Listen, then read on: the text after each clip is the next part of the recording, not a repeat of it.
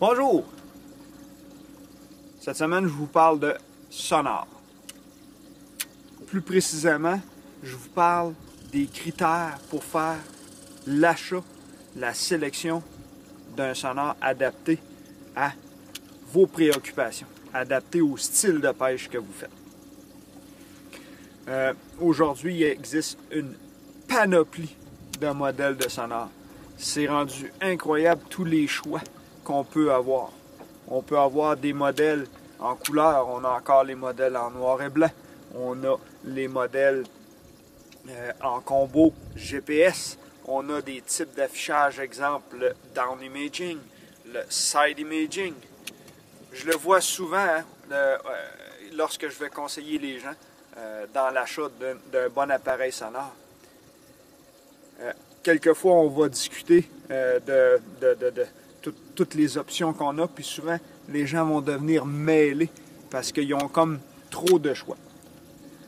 Donc, si on veut revenir à la base pour acheter un sonore, la question numéro 1, c'est quel type de pêche on fait et sur quel type d'embarcation on va installer notre appareil.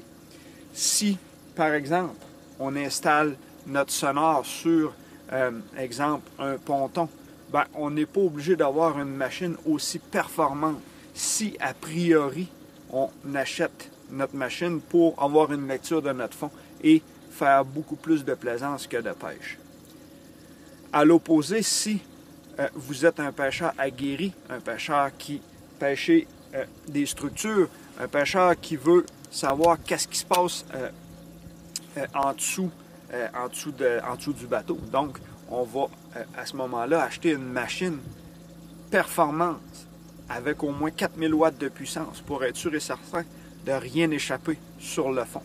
Une machine en couleur et non pas en noir et blanc. La couleur est beaucoup plus facile à lire. On va prendre une machine haute définition pour être sûr et certain, comme je disais tantôt, de rien échapper sur le fond.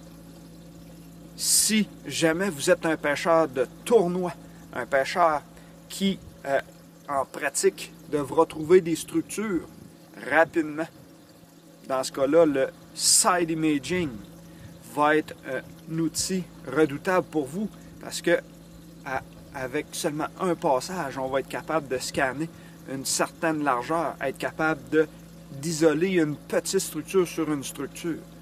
On va pouvoir aller y placer un waypoint et retourner visiter cette structure-là un petit peu plus tard pour voir s'il y a présence de poissons.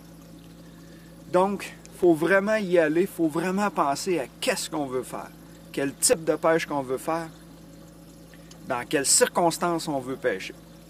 Et une fois qu'on va avoir établi ça, on va être capable de choisir le bon appareil. Il y a aussi toujours la question de budget.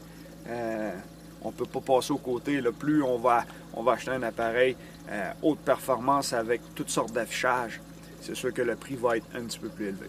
Donc, la prochaine fois que vous voulez vous procurer un nouveau sonore, prenez le temps de discuter avec un conseiller qui va être capable d'établir vos priorités en frais de pêcheur, puis faire le bon choix pour jouir de cet appareil qui est, comme je l'ai dit souvent, nos yeux sous la surface de l'eau. Merci, bonne semaine!